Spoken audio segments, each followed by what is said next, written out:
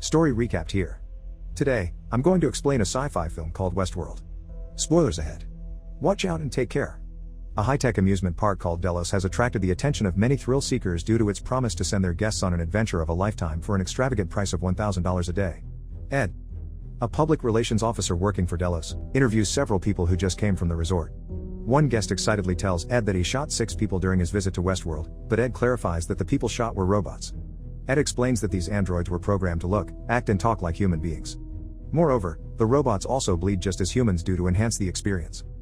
John, a returning guest at the amusement park, has decided to take his friend, Peter, to Westworld to help him unwind. On their way to the resort, Peter asks John about what he should expect.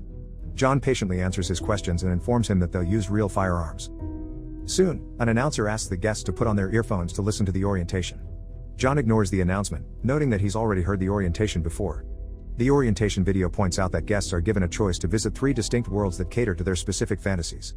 In Westworld, guests can reenact the gunfights in the Wild West with the resort's android inhabitants.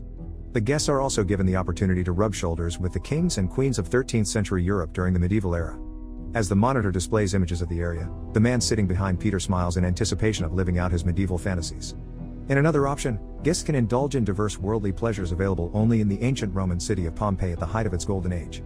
After hearing about the attractions available in the Roman world, the man behind Peter starts pondering whether or not it's a good idea to send his wife there. After getting off the hovercraft, Peter wonders if the attendants guiding them to the cars are androids.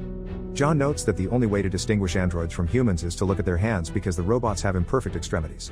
After wearing the appropriate costumes, they ride a stagecoach to the Westworld Hotel. Upon arrival, Peter notices the lack of amenities in the room assigned to them, but John points out that it's supposed to be that way to give them an authentic experience. Peter mentions that his wife would have loved visiting the shops in Westworld, but John interrupts him, saying he should forget about her because she only took him for a ride. Soon, John and Peter leave their room to visit the bar. Peter orders a vodka martini, but John orders whiskey for both of them instead. He urges Peter to have fun, assuring him that there's no way to get hurt at the resort. When their drinks arrive, Peter chokes on the liquor. Not long after, a gunslinger arrives and starts taunting Peter, saying he needs to come home to his mother because he can't handle his drink.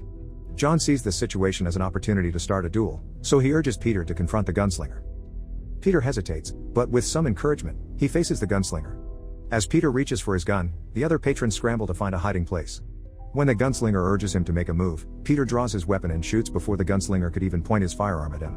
As the gunslinger staggers around, Peter shoots him 2 more times. After the other patrons drag the gunslinger's body away, Peter asks John if he's sure that the gunslinger was an android. John assures him that there's no way he would be able to kill a human at the resort. In their hotel room, John urges Peter to try shooting him with his weapon. Peter pulls the trigger, but the gun doesn't fire. John points out that the weapon has a sensor that prevents it from firing at anything with a high temperature. After dinner, John and Peter visit the saloon looking for sensual entertainment. So Miss Carey introduces them to Cindy and Arlette. Peter asks John if the girls are androids, but John doesn't give him a straightforward answer. On their way to their rooms, they suddenly hear gunshots outside. Carrie tells them that men are robbing the bank across the street. Peter suggests joining the robbers, thinking that it might be fun, but John argues being with the girls at the saloon would be much better. Upon entering the room, Peter and Arlette slowly undress and get ready to be intimate with each other. Peter struggles to disclose that he's never slept with a stranger before, but Arlette ignores him and continues undressing. As the gunfight continues outside the saloon, Arlette approaches Peter in bed and starts making love to him. When they finish, Arlette's eyes emit a silvery glow. After the female android leaves the room, Peter tells John that he's having fun at the resort. While the guests are asleep, the resort's employees arrive to pick up the android bodies from the streets. The men load the androids into a conveyor belt that leads to the lab, where technicians perform minor repairs. The chief supervisor calmly guides the technicians, but he's suddenly bothered when he hears about a central malfunction on one of the androids. During a meeting, he reports that breakdowns have been occurring throughout the amusement park for 6 weeks, and it has since doubled in the past week. In addition, central malfunctions in androids continue to rise despite the corrections they've already made. He points out that the pattern of the breakdowns is similar to an infectious disease, spreading from one area to the next. Other scientists are skeptical that androids are contracting electronic diseases. The chief inspector points out that the robots are highly complicated machines, and they still don't know exactly how they work.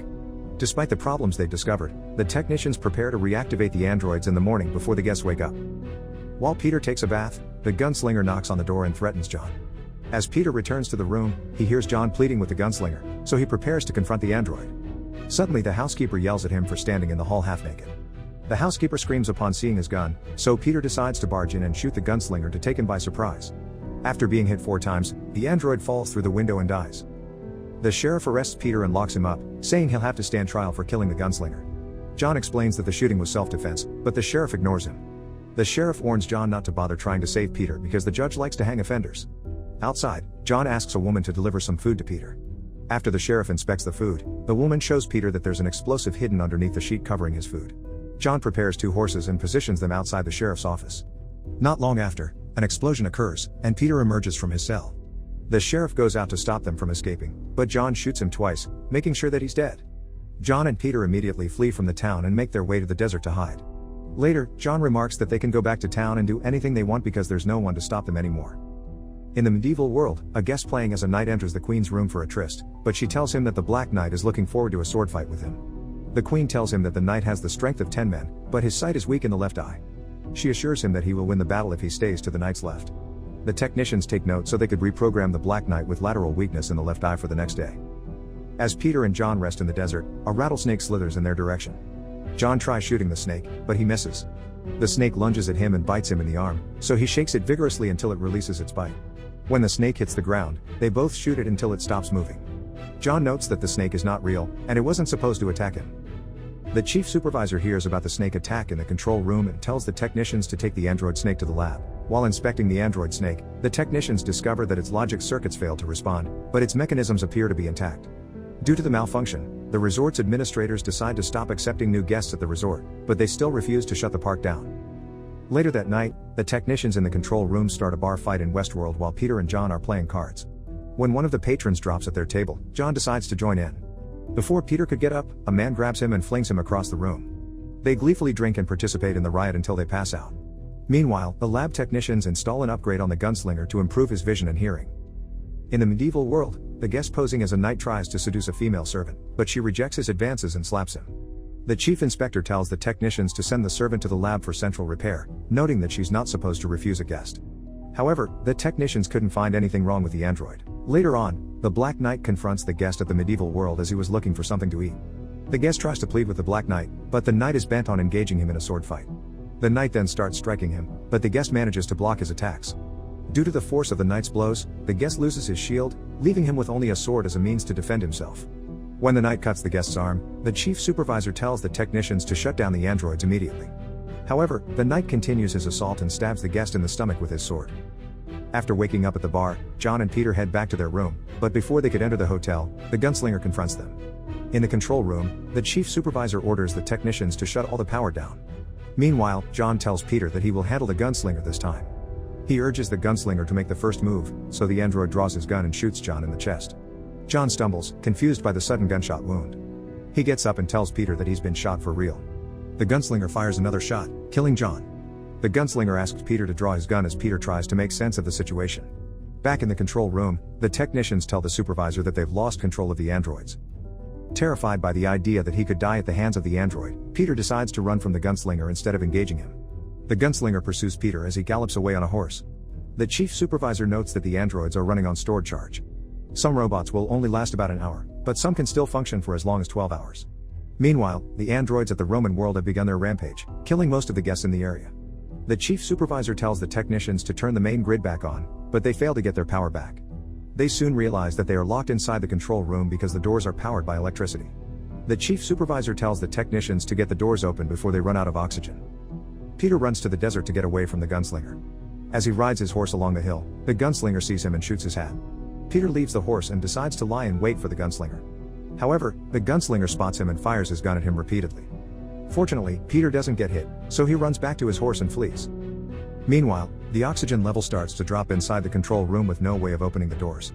In the desert, Peter comes across a technician, who appears to be on his way out of the resort, but his car had broken down. The technician hides from him, fearing that Peter is an android, but after realizing that Peter is a guest, the technician informs him that the androids have started to malfunction. Peter tells him that the gunslinger is after him and asks for advice on dealing with the robot.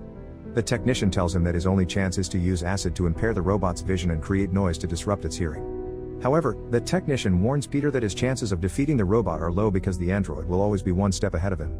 Soon after Peter leaves, the gunslinger arrives and kills the technician. Peter keeps going until he leaves Westworld and crosses into the Roman world. When he comes across a manhole, Peter goes down and finds himself in the resort's underground complex. Peter soon finds the locked control room, but he discovers that the technicians have all died due to a lack of oxygen. In one of the monitors inside, he sees the gunslinger arriving in the Roman world. Although Peter is nowhere to be seen, the android still manages to track him down using his infrared vision. Peter soon comes across the lab where other androids are kept for repairs. He notices a beaker filled with hydrochloric acid and recalls the technician advising him to use it against the android. The gunslinger soon reaches the lab, but he doesn't see Peter around. Peter lies down on a table, pretending to be a robot, and waits for the android to pass him by. When the gunslinger reaches his table, Peter gets up and throws acid in the android's face. He watches the gunslinger react to the acid burn for a while before finally deciding to make a run for it. Despite the damage to his eyes, the gunslinger continues to chase after Peter. He shoots Peter when he senses him close by, but his gun runs out of batteries, so he throws it away. Peter continues fleeing and soon ends up in the medieval world. When the gunslinger catches up to him, Peter ends up beneath a flaming torch and learns that the android cannot detect him due to the heat. As he turns to run, he accidentally steps on a piece of metal armor, alerting the gunslinger to his presence.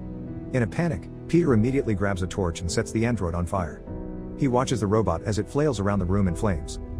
While trying to find his way out of the castle, he hears a woman yelling for help in the dungeon, so he releases her from her shackles. Peter tries to give her some water, but she refuses. When Peter pours out some water into her mouth, sparks suddenly bursts out of her head. Peter backs away in shock, realizing that he encountered another android. As Peter prepares to leave, he runs into the scorched gunslinger, still trying desperately to attack him. The android, however, has totally lost its ability to see, so falls down the stairs while trying to grab Peter. The gunslinger tries to get up one more time, but the robot finally breaks down due to the severe damage to its circuits. Exhausted from his ordeal, Peter sits down on the steps, recalling the resort's advertisement offering him a vacation that he won't forget. The tragedy that happened in Delos highlights the hidden dangers of bestowing sentience to inanimate objects. Programming androids to act exactly like humans for the purpose of entertainment seems like an innocuous endeavor, but problems become apparent as system malfunctions start to occur. Even though the administrators of the park had put some precautionary measures in place, they didn't anticipate the androids misbehaving on their own. The initial investigations conducted by the technicians didn't find any problem with the circuits, which could mean that the androids somehow learned to reject their programming. Due to the errors, the androids seemed to act even more like humans. The female servant in the medieval world slapped the guest trying to seduce her, as any other woman would. The Black Knight ferociously killed the very same guest just to impress his queen. In Westworld, the gunslinger relentlessly pursued Peter in a seeming attempt to seek revenge after being killed twice before. Some would say that such a catastrophe is bound to happen with humanity's continuous pursuit to produce more realistic entertainment. Subscribe to watch more videos like this. Turn on notifications. And leave a like, it really helps the channel out. Thank you for watching.